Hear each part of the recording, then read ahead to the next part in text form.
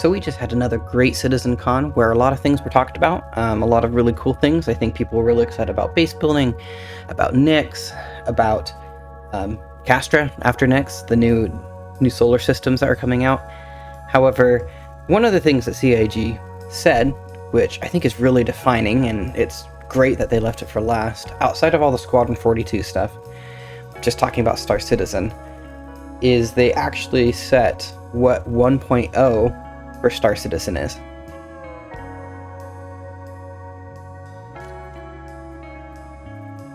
Now, a lot of us, this would make sense of, okay, so they're actually telling us, they're giving us information, and they're communicating to us. So we would see it as important to us as consumers in that regard, in the case of, all right, now we know what we're getting. They also explained other things such as like how insurance is going to work and how warranties are going to come into play and be a new thing, so that if you have purchased a ship, you always have a warranty, which means that you're not necessarily going to lose it. We don't know all the details yet, but again, one of the most important things there was talking about 1.0 and actually defining it. So then the first question is, why am I saying it's so important for them to define 1.0 outside of the benefits that we get as a consumer to understand where they're coming from? Well, I want to take this in a perspective of, as a software engineer, as a software company, what the benefits can be to those who work at that company to have that vision defined. And actually, that's the first benefit right there, is having a defined vision. Because there's something called scope creep.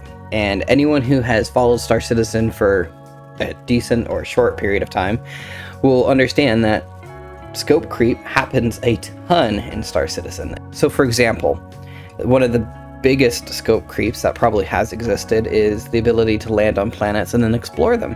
Just so the rest of you guys are aware, when the game was originally kickstarted, planets were going to exist kind of like on EVE Online, and then you could go and land down automated, and it was basically like a 2D style. Like, you had the landing zone, you could interact with it, but you're not actually walking around the landing zone like you are now in Star Citizen.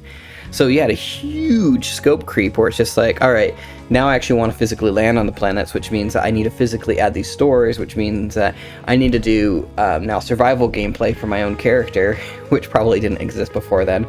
So you have a huge scope creep that can exist, and it's changed the game in the way that it is, and it can be good, especially if you're still like exploring. If you're trying to find out where your game or your product belongs, scope creep can be really good, because basically what you're doing is you're allowing devs to just play around and then come up with new ideas, and then you can find some great things. However, in the alpha world, generally that doesn't exist so much, because the alpha is generally hidden, and then time pressures and money, it prevents the company from getting that scope creep too far, because you have a finite amount of resources. Now, Star Citizen's different in the fact that they have a finite amount of resources, but they have continually received funding that has allowed them to grossly get out of hand. Now, I don't know about the funding situation. I don't know about how all that's working right now for them. I don't know if they're running out of money, but it appears that they've at least found it necessary to define their vision and declare what 1.0 is. So now what they can do is they can prevent scope creep, which is really important, because what it does is it tells the players, hey, this is what we're going to promise to deliver. This is our expectations on delivery, and we're going to not deviate or add any more scope creep, which you can believe or not, because even though it technically doesn't stop people physically, it does set a momentum or a goal in the company, and generally a whole bunch of other people agree to it. So it does depend on how management's going to handle this, and if management mishandles it and allows scope creep to come back in, then the game can go out of control. The next thing that's important is the 1.0 sets expectations for us to let us hold them accountable. So beforehand, we definitely had goals to hold CIG accountable for.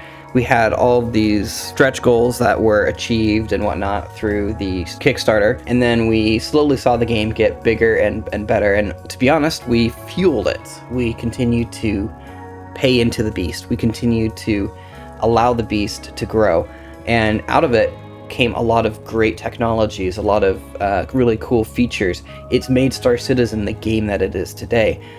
I think it would have been a great space game no matter what, but it definitely wouldn't be as big or as epic as it currently is, because again, they've allowed it to grow into a state where Now we can physically land on these gigantic planets. They're not as big as real planets, mind you, but gigantic of their own nature. If you've ever tried to circumnavigate one before, it takes way too long, by the way. Don't try to do it yourself. Back in the day, it was almost impossible with the 30Ks. But anyways, I digress. So we fueled the beast that allowed it to grow to this state. However, what appears to be happening is that they're listening, is that they're understanding that they have crossed a line. They've gone too far, because the game is frankly not even close to being ready, which is extremely disappointing for the people who have backed it and are like, am I even going to play this game before I die? Because, you know, it seems like a perpetual development game. And so it seems like they're actually listening, pumping the brakes and saying, all right, we hear you guys. We want to do more. We want to add more. But our first goal is to get stability in and release the game. Which I do want to make a note here. There is going to be an important distinction after we're outside of alpha and into the real game. If you think development is slow now, then you're going to be shocked at how slow it becomes after. It's not going to be slow in the terms of stuff like new systems or whatnot, or stuff they've clearly defined, but in terms of completely new items to the game.